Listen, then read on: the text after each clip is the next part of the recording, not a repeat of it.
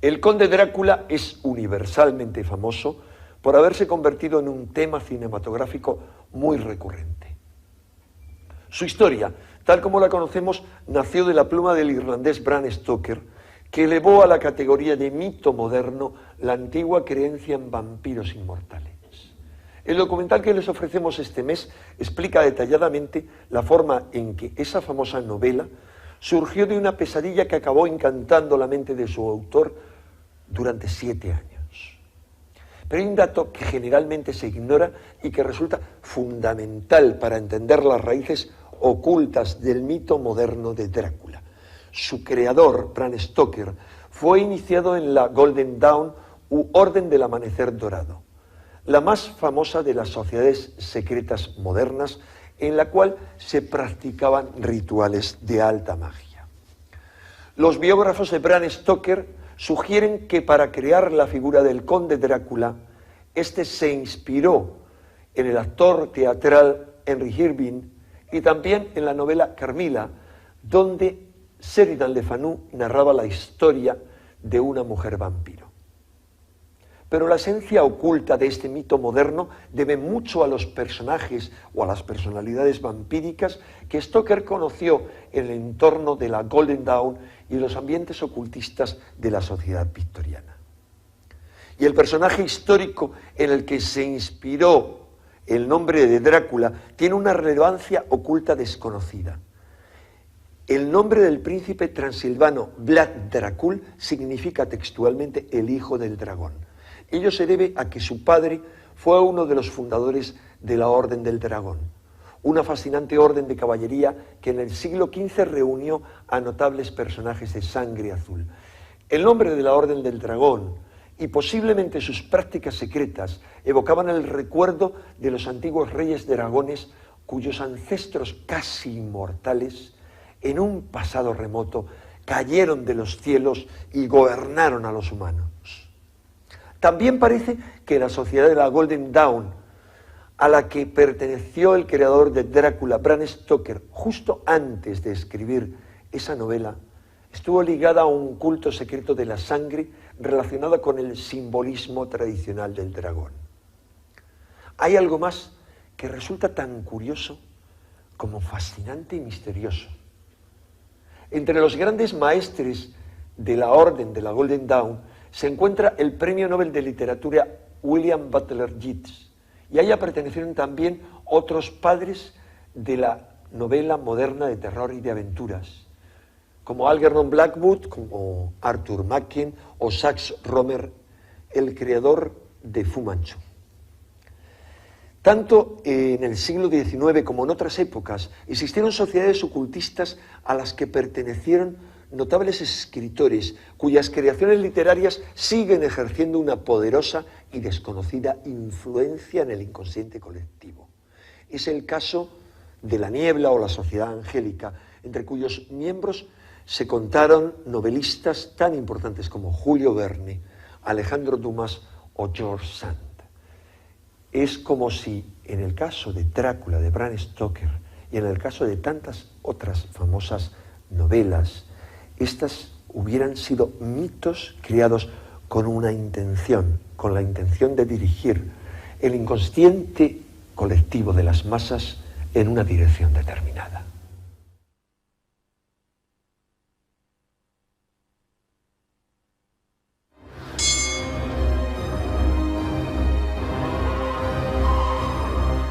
Podía ver la humedad brillando en sus labios carmesí y en su lengua roja. Ella se lamía los dientes blancos y afilados a la luz de la luna. Su cabeza se inclinaba cada vez más, mientras sus labios se acercaban a mi boca y a mi mejilla. Su mirada se clavaba en mi garganta.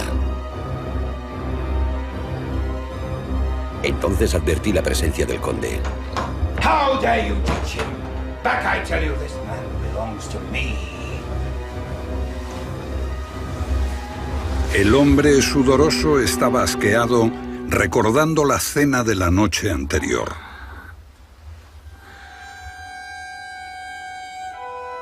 El cangrejo no sabía bien, pero se lo había comido. Mientras cedía la pesadilla, resurgió una obsesión. Hacía 7 años desde que comió aquel cangrejo en mal estado, había iniciado un viaje por lo más profundo de la mente. Su nombre era Bram Stoker. De su sueño surgió una extraña fantasmagoría.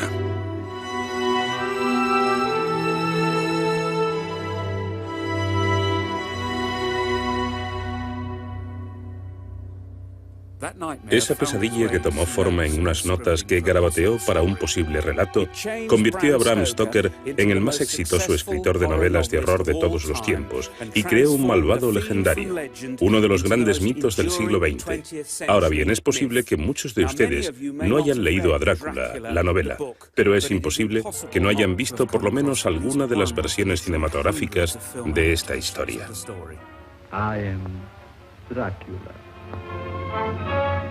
Bela Lugosi y Christopher Lee.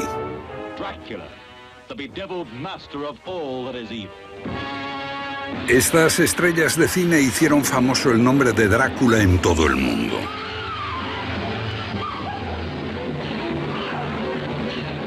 Drácula, el aristocrático príncipe de los muertos vivientes, amenaza con transformar el buen orden social de la Inglaterra victoriana en una orgía de sangre y sexo desenfrenado.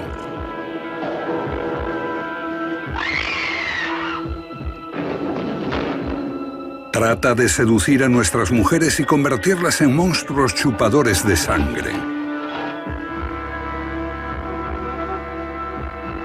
Desde luego, al final el mal es derrotado por los valores tradicionales. El conde es arrojado a las profundidades del infierno junto con las mujeres liberadas sexualmente que lo acompañaron, y los castos amantes recuperan la felicidad. Pero Drácula puede volver como una figura aterrorizante o como un personaje cómico. Todo es bastante tonto si lo piensas bien. Pero ¿por qué el libro no fue publicado hasta 1897? ¿Cuál es el secreto de esta historia de amor y sangre? Resumiendo, ¿dónde se origina la historia de Drácula? ¿Qué es lo que sigue manteniendo viva a esta leyenda? Peter Heyne, escritor y guía, nos ayuda a buscar los orígenes del abuelo de todos los demonios, Drácula. Un mito que nace como una invención de la mente, una pesadilla, un fruto de la fantasía.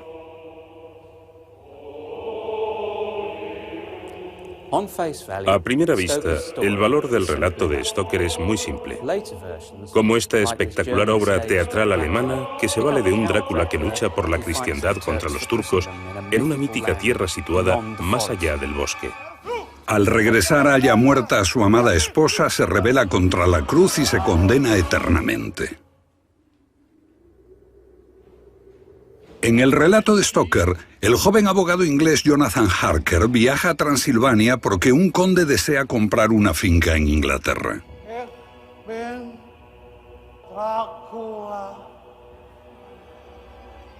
En el castillo de Drácula, el conde queda extrañamente afectado al ver el retrato de Mina, la novia de Harker, a quien toma por su amada y perdida esposa.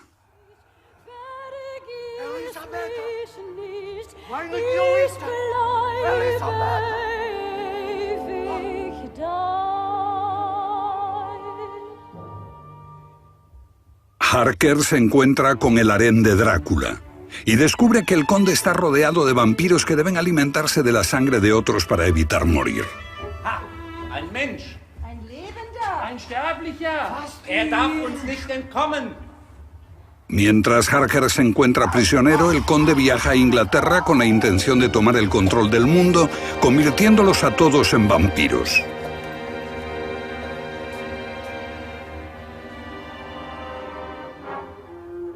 Al llegar ataca a la bella Lucy Westenra, una amiga de Mina, la novia de Harker. Lucy, ¿wo bist du?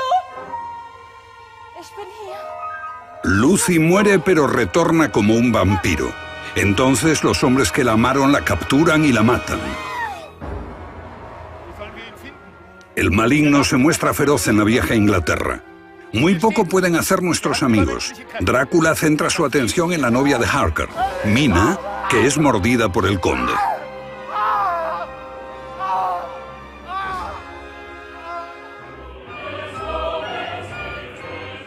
Pero nuestros héroes le capturan y le llevan a Transilvania, donde es torturado en una orgía de sangre. No hay nada especialmente grande en esta historia. De hecho, es un argumento poco interesante, pero ninguna obra de ficción ha sido tan popular durante tanto tiempo y ha generado tantas versiones, discusiones y análisis. ¿Por qué? Para conocer sus orígenes, echemos un vistazo a la vida y a la época de su autor, Bram Stoker. Su novela fue publicada en 1897. El Imperio Británico estaba en su apogeo. La Inglaterra victoriana era un cúmulo de contradicciones. Controlando el mayor imperio mundial, los ingleses se sentían orgullosos y confiados en su poder, pero también sospechaban del resto del mundo.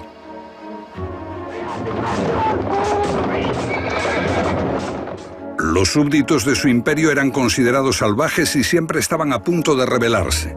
El resto de Europa era sospechosa de tramar un complot para arrebatarle a Inglaterra su imperio. Y Europa Oriental era percibida como la mayor amenaza potencial. El sistema victoriano tiene su origen social en el Palacio de Buckingham, con la reina Victoria. Ella nunca se recuperó de la muerte de su marido, el príncipe Alberto.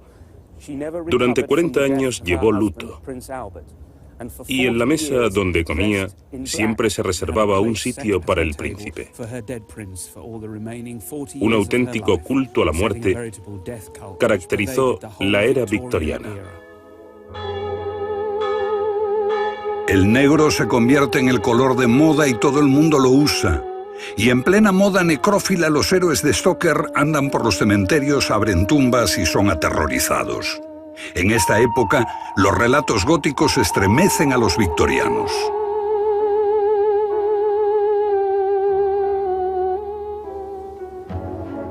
La clase alta británica confía en sus valores y no desea ningún cambio. Sin embargo, fue la revolución industrial la que los convirtió en líderes de la economía mundial. La población rural emigra a las ciudades para emplearse en las nuevas fábricas. Las mujeres se integran en el mercado laboral, se hacen más libres y reclaman una nueva posición en la sociedad.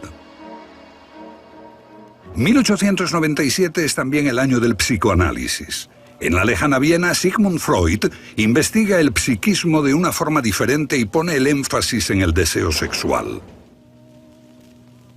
Stoker es consciente de que bajo la asfixiante moral victoriana late una sexualidad reprimida y deformada. También es un iniciado en el esoterismo de su época que seducía a las élites.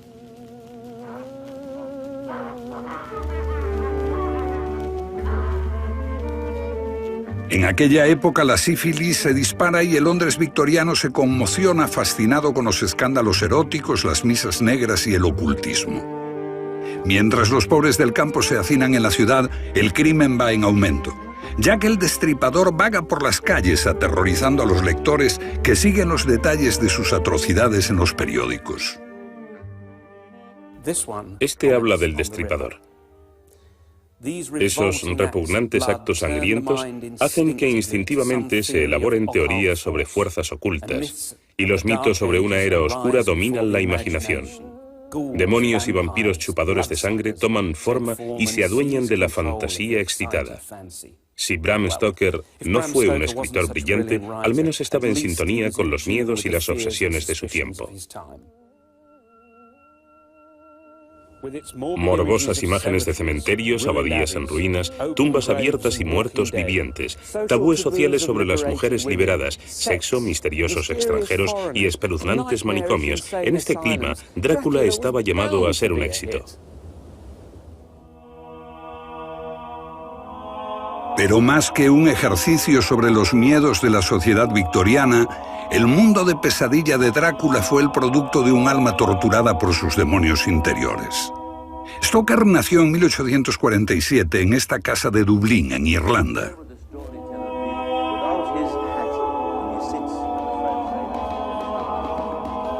El joven Stoker crece en una tierra de contadores de historias.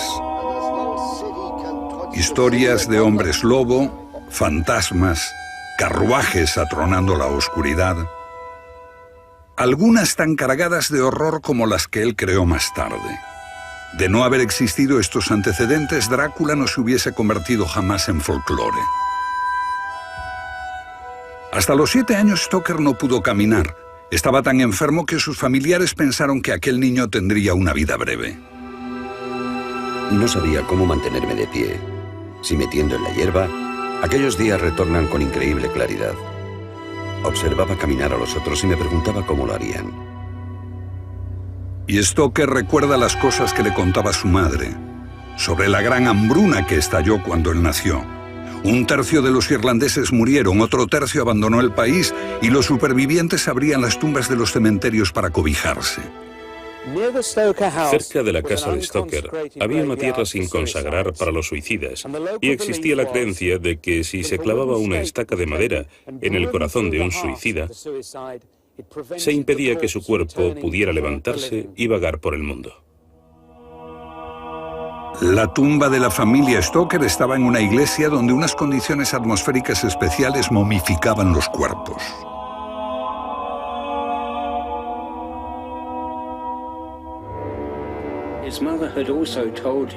Su madre le había contado historias terribles sobre una plaga en Sligo.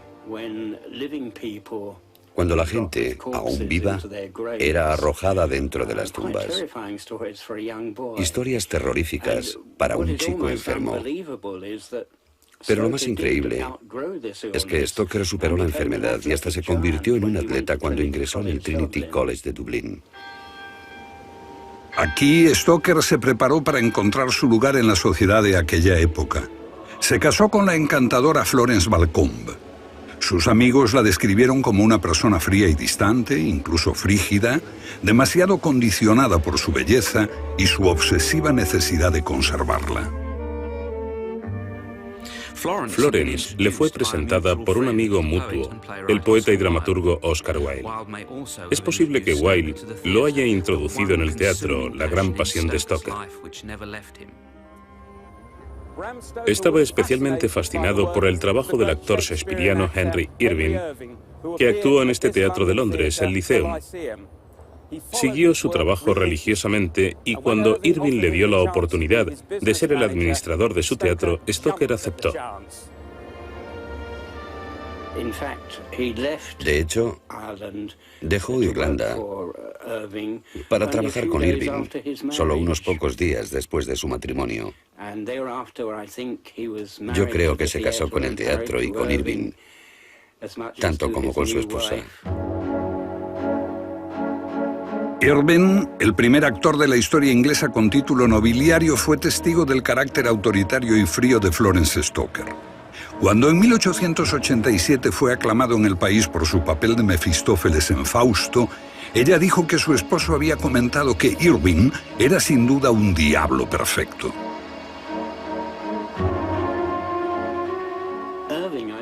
Irving, supongo, era un héroe para Stoker, su dios, y dedicó 27 años de su vida a servirle fielmente en el teatro. Tenía muy poco tiempo para escribir, excepto en vacaciones, entre una y otra producción teatral. Era escritor tan solo en su tiempo libre.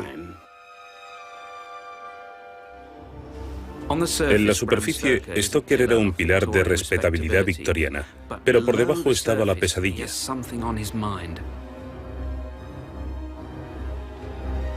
Una obsesión que no lo abandonó durante los 7 años que le llevó dar forma a su novela.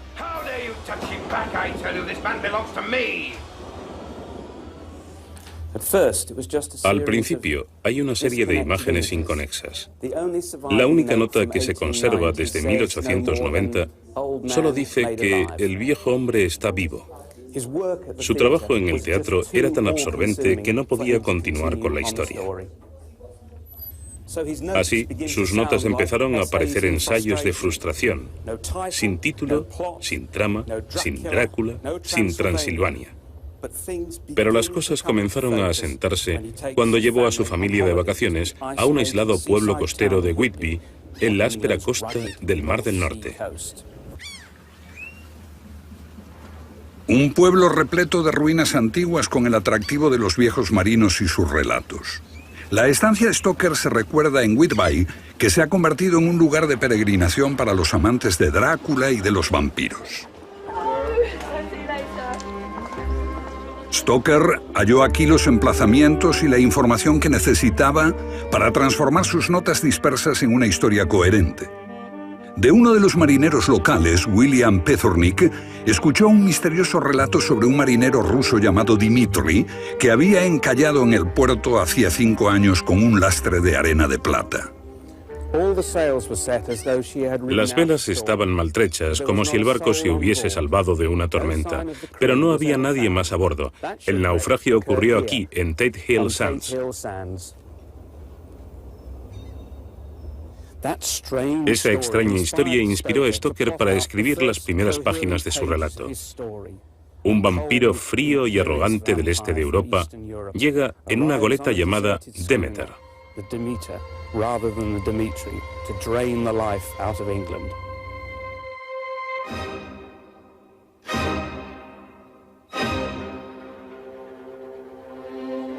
De pronto el viento cambió al noreste y barrió la goleta antes de destrozar las velas. Un temblor atravesó a la tripulación. Golpeado por el timón había un cuerpo con la cabeza colgando, que se mecía con el movimiento del barco. Oh God, Lucy, look. Las heroínas de Stoker, Mina y Lucy, fueron extraídas de la vida real. Eran 2 atractivas jóvenes que vivían en Whitby a poca distancia de la familia Stoker. Pero su horroroso sufrimiento en el libro expresa la frustración de Stoker con otra bella mujer, su esposa. Con frecuencia Stoker solía pasear por entre las tumbas del cementerio de St. Mary, lleno de nombres de marineros ahogados. Aquí dice: esperemos que nuestras almas descansen por fin en el cielo.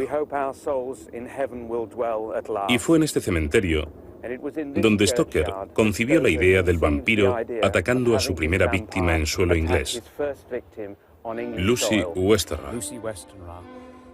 Había comenzado el reinado terrorífico de Drácula.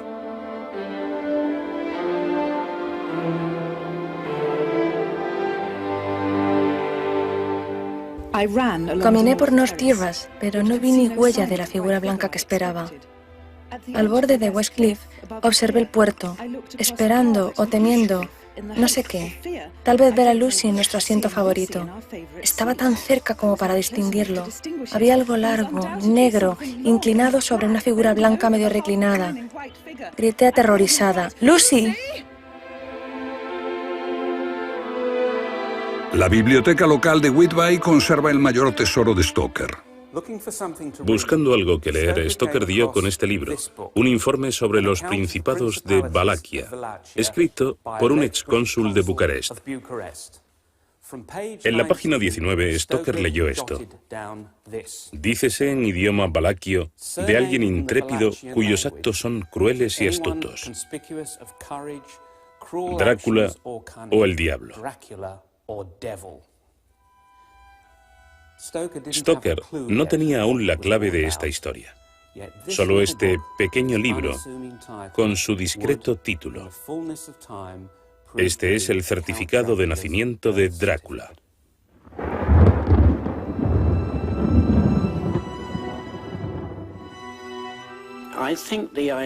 Creo que la idea de un lóbrego castillo salió en realidad de un libro que escribió para niños. Este relato, titulado Bajo la puesta de sol, tiene una ilustración del Castillo de la Muerte.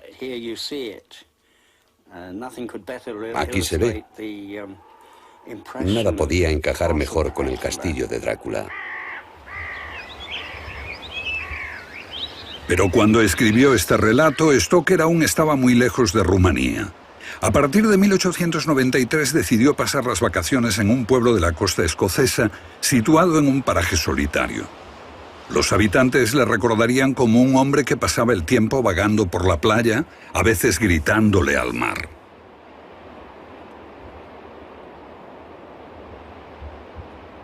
A pocas millas están las ruinas de una villa isabelina, Slains Castle, Las ruinas están en la cima de una roca donde vivió la familia Errol, que sentía miedo por los muertos que regresaban de la tumba para asustar a los vivos.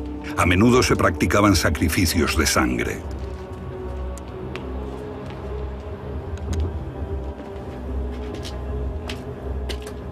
De pronto, fui consciente del hecho de que estaba en el cementerio de un gran castillo en ruinas, cuyas almenas rotas formaban una línea rasgada contra la luz de la luna.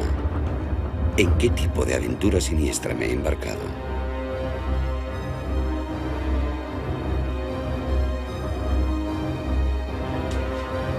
Stoker había concebido ya la llegada del vampiro a Inglaterra. Ahora que había encontrado el castillo, podía construir los hechos anteriores al naufragio de Whitby. Su héroe, el joven abogado Jonathan Harker, llega a la casa del conde vampiro.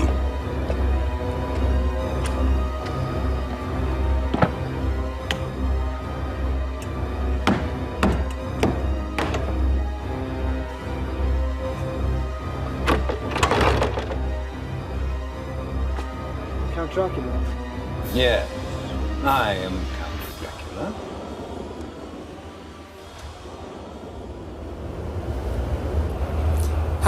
¿Qué aspecto tenía este Drácula?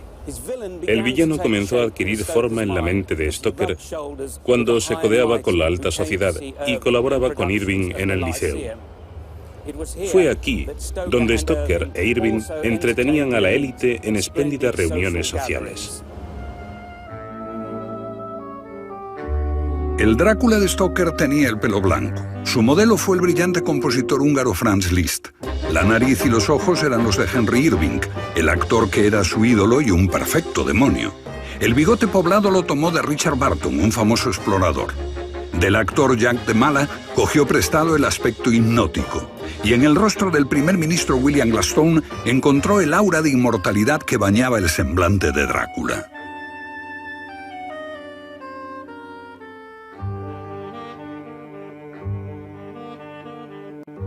Soy Drácula. Fue aquí, en una biblioteca de Londres, donde Stoker descubrió cómo podía definir los rasgos del villano. Venía a menudo para continuar investigando, y en una ocasión descubrió este panfleto alemán de 1491 que contaba las aventuras de Vlad Tepes, llamado Drácula.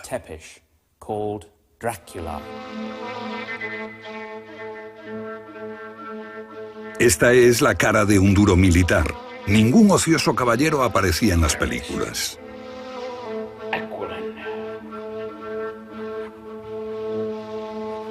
Y en otro libro, La tierra allende el bosque, Stoker descubre una descripción del lugar de donde venía Drácula, Transilvania.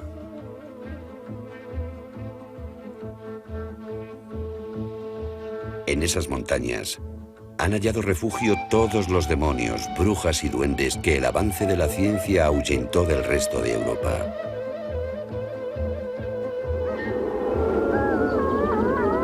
Stoker tiene ya su villano cruel y Transilvania es el hogar ideal para su Drácula, un extranjero, llegado de un sitio poco civilizado, lo más subdesarrollado que un caballero inglés pudiera imaginar, una tierra donde todo podía ocurrir.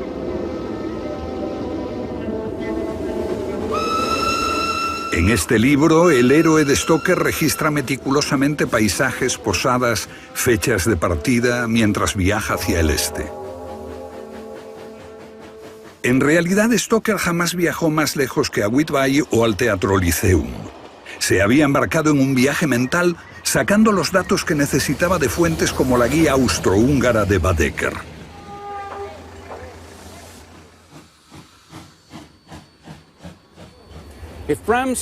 Stoker sabía muy poco del Drácula real. Pero, ¿quién era el verdadero Vlad Tepes y qué hizo para merecer el horrible destino de convertirse en el vampiro más malvado del mundo? 1460. El príncipe Vlad Drácula gobierna un pequeño país invadido que se encuentra en guerra. Este es su palacio, pero su país es Valaquia, no Transilvania. Vivió en tiempos crueles e inciertos. cuando los mismos actos podían convertir a una persona en un héroe o en un monstruo, dependiendo del punto de vista. Esto fue lo que le pasó con Drácula. Hubo un tiempo en que este príncipe fue visto como un héroe. El Papa lo elogió por repeler a los invasores paganos que amenazaban Europa. Pero la historia lo recuerda por un reino de terror más inquietante que la ficción. Los turcos habían tomado Constantinopla, capital del antiguo Imperio Romano de Bizancio, y ahora asolaban Occidente con una serie de victorias que amenazaban a toda Europa. Su siguiente objetivo era Hungría, con la pequeña Valaquia al sur de lo que es hoy Rumanía. Ante esta situación, Vlad decide pasar a la acción.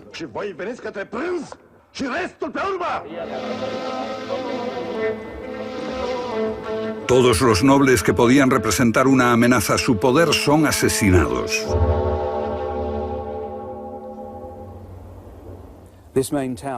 Esta torre no era solo una atalaya para observar al enemigo. Desde esta plataforma el príncipe veía con claridad las atrocidades que ocurrían en el patio inferior.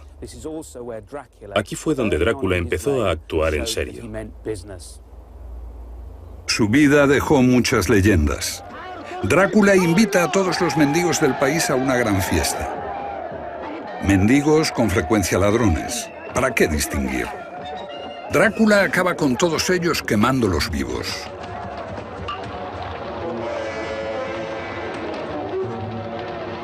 Las iglesias son víctimas de la ira de Vlad por no querer pagar los impuestos para la guerra que se avecina. Vlad fomenta el comercio, librándose del azote de las bandas de asaltantes. Los empala en estacas a los lados del camino para disuadir a otros mediante el terror. Así es como Vlad prepara a su país para la tormenta que se avecina.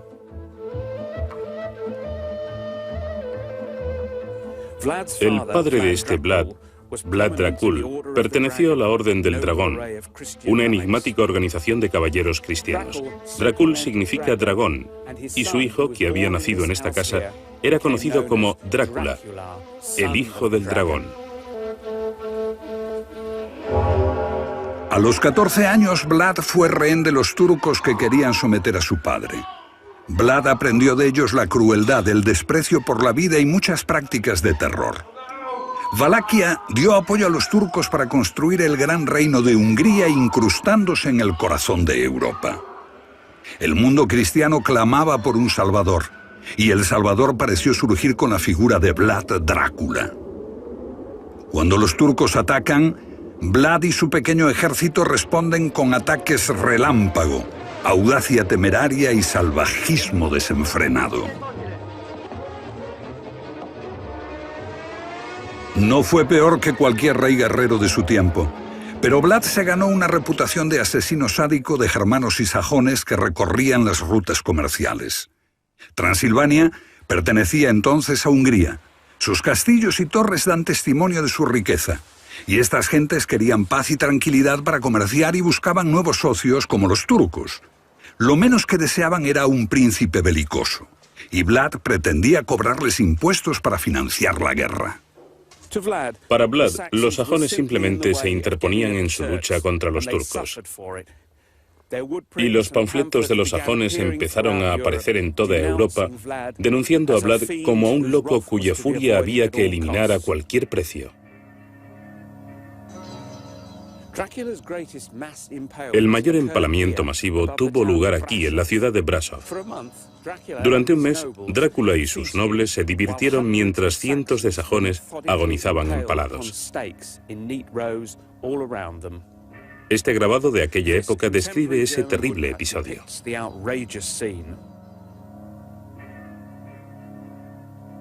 Los historiadores, no obstante, no hablan de cientos ni de miles de empalados, tan solo de 16.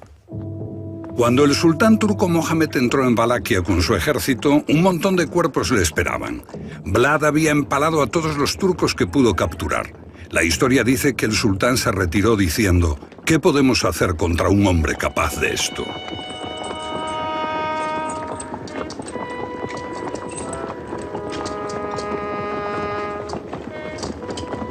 Los lamentos de los turcos se funden con los gemidos de la iglesia y de los comerciantes sajones. Vlad Drácula, defensor de la cristiandad, empezó a ser conocido como Vlad Tepes, Vlad el Empalador. El ocaso de Drácula se debe al rey Matías Corvinus, su señor, que prefirió la paz con los turcos antes que una guerra junto a Vlad. Matías invitó a Vlad y lo hizo arrestar. Se dijo que Vlad solía empalar a ratones y arañas en los 10 años que pasó en prisión. El mal, como la belleza, están en el ojo del observador. El último dictador comunista de Rumanía, Nicolae Ceausescu, eligió a Drácula como modelo. Ceausescu proclamó a Vlad Tepes héroe de la independencia de Rumanía, erigió estatuas e imprimió estampas en su honor.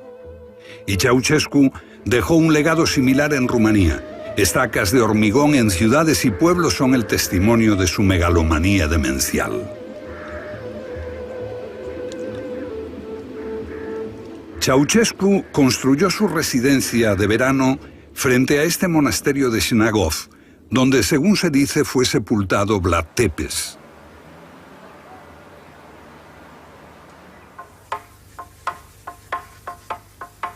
Actualmente el turismo atrae a grupos que visitan su tumba por las noches.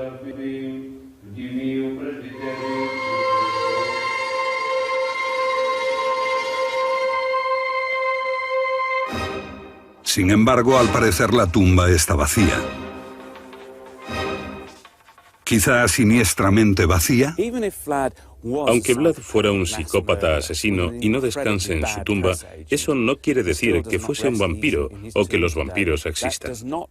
De hecho, nada de lo que se atribuye a Vlad el Empalador está relacionado con el vampirismo, y muy poco con Transilvania.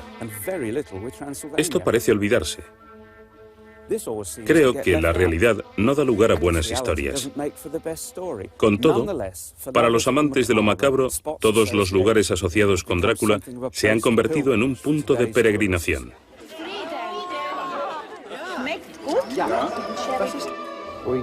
Nos abrimos al turismo internacional en 1960. Una de las primeras preguntas que les hacían a los visitantes, a los guías, era: ¿puede decirnos dónde está el castillo de Drácula? En ese momento no sabíamos nada. El libro no se publicó en Rumanía hasta 1992.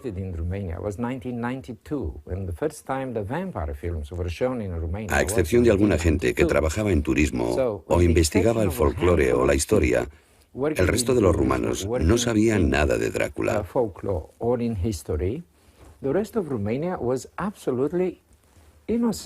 La gente decía: ¿es por esto que se vuelven locos? ¿Esas películas los conmueven tanto? Son las preguntas que se hace un pueblo donde el folclore está aún muy vivo. Así que uno apenas puede culpar a los rumanos por explotar a los turistas con la ruta de Drácula. Hoy se nos sirve la cena de Jonathan Harker exactamente como la describe Stoker.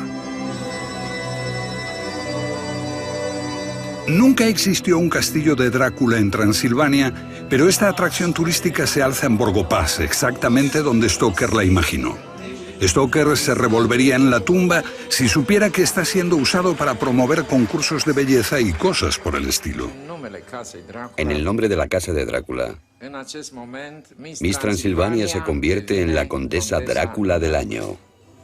Bueno, si ese es el gran premio, Stoker por lo menos estaría satisfecho con la sorpresa de esperar a una insospechada bella condesa, ansiosa de encontrarse con su esposa en este ataúd. La verdad es que Stoker solo estaba interesado por el escenario de un cuento de hadas y por un cruel villano pasado de moda y una atmósfera fantasmal.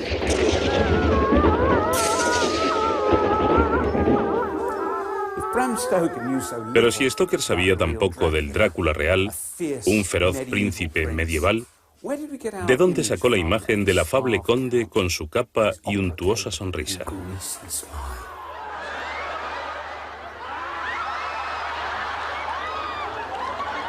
Para eso debemos volver a principios del siglo XIX.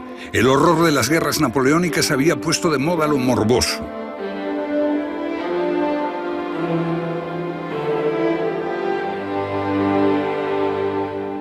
Los románticos de esta época se inspiraron en los cuentos de horror góticos. El vampiro que tanto inspiró a Stoker nació aquí, en la vila de Odata, a orillas del lago de Ginebra.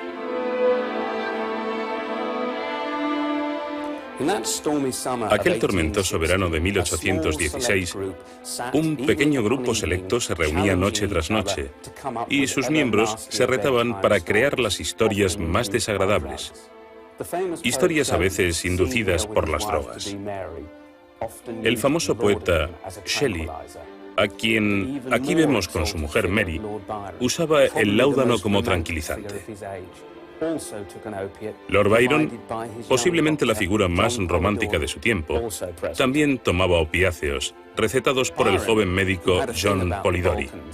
Una noche, Byron, que tuvo alguna relación con los Balcanes y tiempo después murió luchando por la independencia en Grecia, contó la historia de un aristócrata de una antigua familia, Danville, que murió en Turquía, pero regresó de la muerte. Y Mary Shelley dio forma a esta figura inmortal.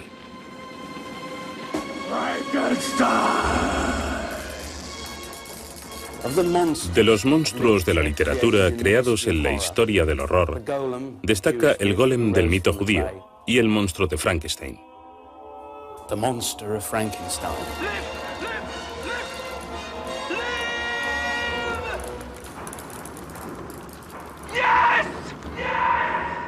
Y también Drácula. Todas estas historias tienen un tema común que conmovía a la gente hace 200 años y también ahora. El miedo a la muerte y la búsqueda de la inmortalidad. Y de todos esos cuentos, dos se crearon en torno a esta mesa. La criatura aristocrática de Byron fue resucitada de pronto por su joven médico, Polidori, que lo redescribió y embelleció de forma anónima y sin permiso con el título de El vampiro.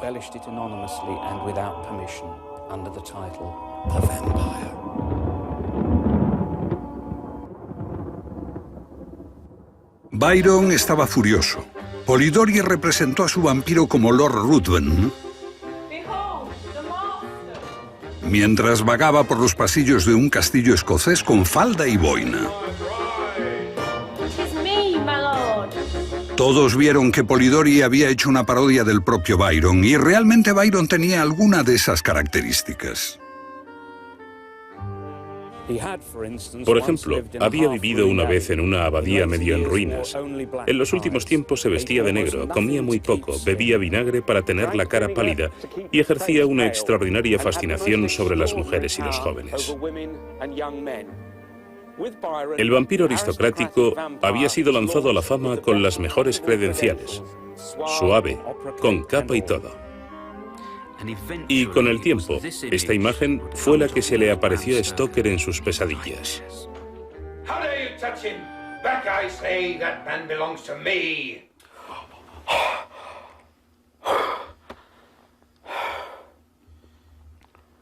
El Drácula de Stoker, igual que las anteriores criaturas como Ruthven O'Byrne y el vampiro, villano de cómics de novelitas baratas, son productos de la fantasía, creaciones de la mente. Pero otros relatos de vampiros tuvieron una base distinta. Fueron personajes reales de la historia, tan perversos y sádicos como los de ficción. Se cree que Gilles de Rais, mariscal francés y comandante del ejército, asesinó a 200 jóvenes. Fue uno de los mayores asesinos en serie de todos los tiempos, como Elizabeth Bathory, que era mala, realmente mala. Ingrid Pitt, la actriz que interpretó a la monstruosa condesa húngara Elizabeth Bathory. Algunos la llamaban la condesa Drácula. Mirror on the wall. Who is the most terrifying of them all? Look at me. Una condesa de la vida real que se bañaba en sangre para conservar su juventud y belleza. The more she drinks, the prettier she gets. The prettier she gets, the thirstier she gets. Look at me, Dobie. Look at me. Estamos en el año 1600. La condesa Elizabeth Bathory, hija de una de las más nobles familias del este de Europa, oculta una terrible monstruosidad tras su rostro impasible que había visto morir asesinadas a cientos de chicas para bañarse en su sangre. Todas las chicas eran llevadas al castillo por sus madres, que creían conseguirles así un trabajo seguro, porque siempre había guerras y los turcos eran una amenaza constante. Ellas no sabían que estaban entregando a sus hijas a una loca asesina.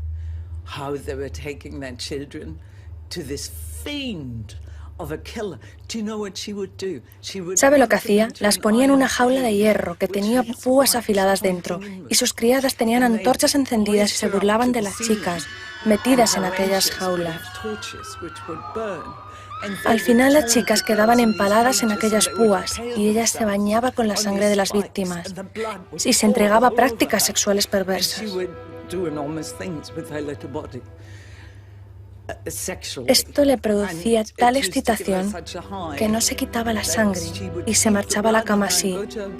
Y la sangre empezaba a oler mal y la cama olía mal y ella volvía a hacerlo una y otra vez. Se calcula que mató a más de 650 chicas. Bathory nunca fue acusada de vampirismo y tampoco Gilles de Rais. Pero sus historias reales despiertan miedos ancestrales de demonios chupadores de sangre, miedos tan viejos como el mundo.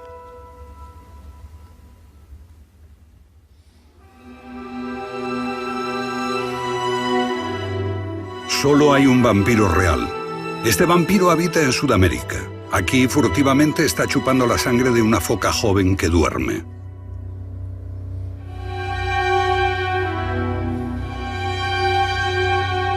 La sangre tiene el sabor del mar del que todo venimos, fuente de vida y de muerte, si escapa de nuestras venas. De modo que el miedo a los vampiros pertenece a todas las épocas y culturas. Son los demonios chupadores de sangre de Moje, o el dios vampiro de Mongolia. En Grecia y en Roma los llamaban Lamie o Mormor.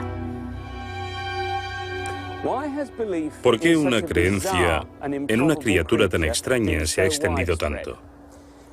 Puede que la respuesta esté en el tema del relato. La necesidad de sangre para conservar la vida. Durante miles de años, el hombre dotó a la sangre de poderes mágicos. El poder de restaurar la vida, que posee la sangre sacrificial, también se expresa en las enseñanzas cristianas. Dice el Evangelio de Juan: quienes coman de mi carne y de mi sangre tendrán vida eterna.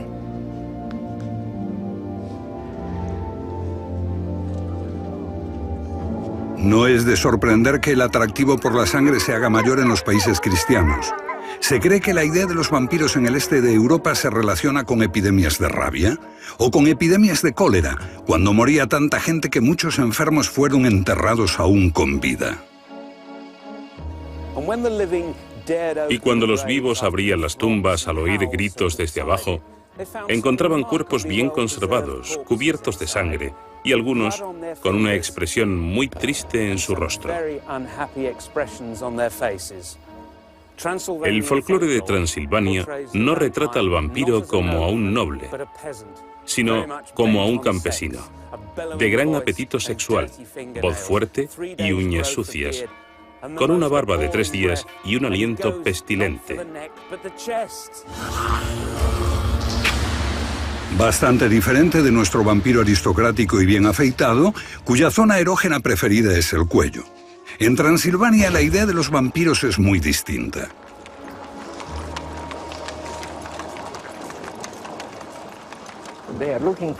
Están buscando al vampiro en Elizabeth Bathory, en Gilles de Rais, en Jack el Destripador, en cualquier anomalía patológica. El vampiro no es eso. El vampiro es una categoría sobrenatural del folclore que tiene un pacto con la humanidad, con la comunidad.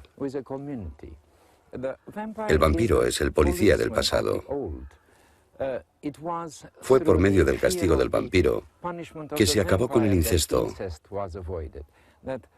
Bajo la amenaza del vampiro se obedecieron las normas de higiene y se disuadió a la gente de asesinar y robar. Para conocer el bien, había que conocer el mal. Y el vampiro cumplía con este rol. En ese sentido, el vampiro es real. Pero Drácula rompió el pacto con la humanidad. El conde Drácula es el único aberrante vampiro que ataca a niños inocentes, a vírgenes, a curas. No muestra ningún respeto por el pacto. Drácula es un vampiro salido de un libro. Desde su creación personifica los miedos de la sociedad. Siniestras invasiones, mujeres liberadas, avances científicos sin control, comunismo, capitalismo, satanismo y enfermedades como la sífilis o el SIDA. Quizá mucho más. Drácula da bastante miedo y a veces disfrutamos asustándonos.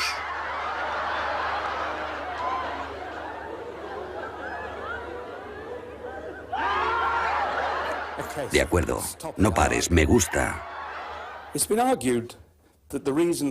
Se ha dicho que un motivo para el éxito del libro entre los adolescentes es que trata del sexo sin culpa, sin responsabilidad, sin embarazo.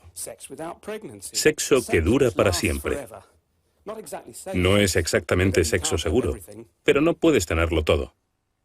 El mismo Stoker no era consciente de tales implicaciones. Pensaba que su libro era más un relato de aventuras donde unos individuos buenos y honrados defienden a sus mujeres de los malvados del este de Europa que querían alterar el orden de la sociedad británica.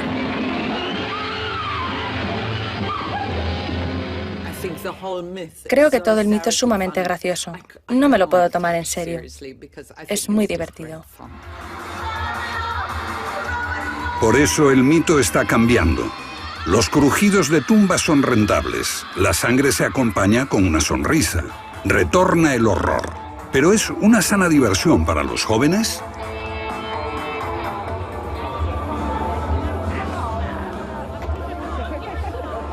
It's a release, it's like an escape. You don't have to face up to all the dreadful things that are in the news, all the wars, all the crime. You can read about the violence in books and it's somehow, it's a fantasy.